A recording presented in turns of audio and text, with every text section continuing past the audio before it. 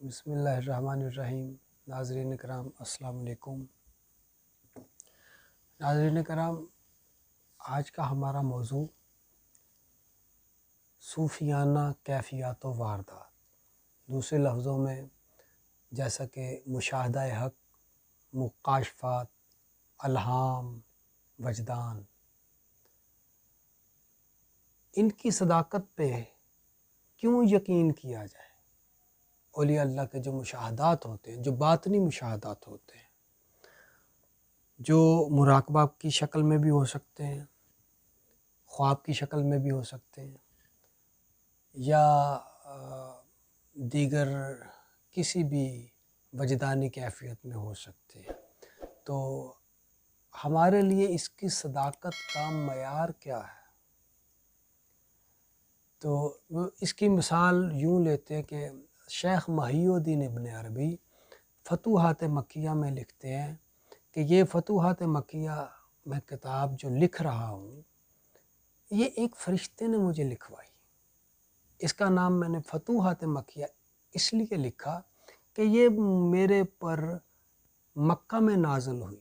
نازل سے مراد یہ مجھے ایک فرشتے نے لکھوائی کہ جب میں خانہ کعبہ کا طواف کر رہا تھا تو ایک فرشتہ آیا، عجیب الخلقت تھا، تو میں اس کے قریب گیا، وہ میرے نزدیک آیا۔ اس نے کہا کہ میں اسرار ربانیہ کا امین ہوں،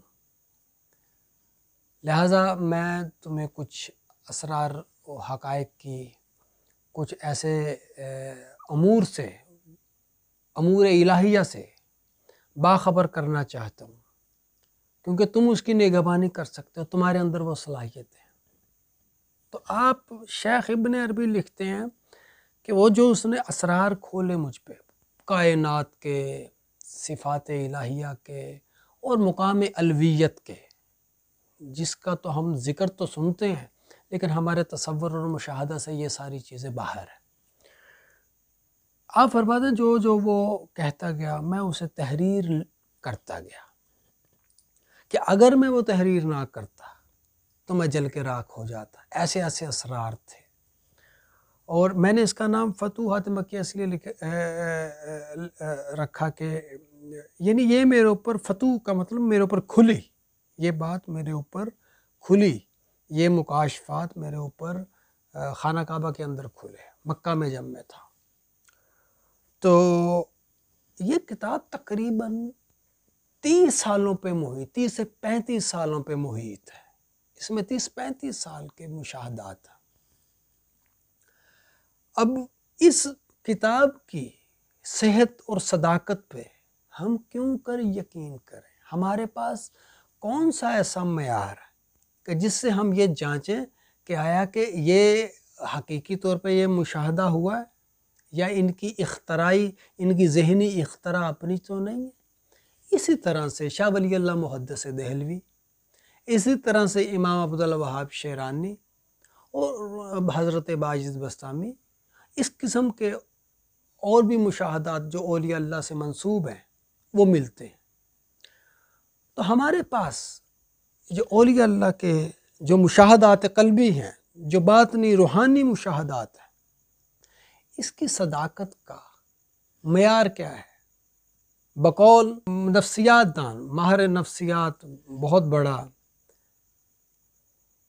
سگمنٹ فرائڈ، وہ اس کو تحلیل نفسی کا ہی ایک سمجھتا کہ اسی کا یہ مظاہرہ ہے۔ انسان جو وہم میں جو سوچتا ہے یا جو خواہشات ہیں اس کی، یہ اسی کا عکس ہوتا ہے جو اس کو خواب میں نظر آتا ہے، یا اس کو ہیلوسینیشن کہا گیا ہے۔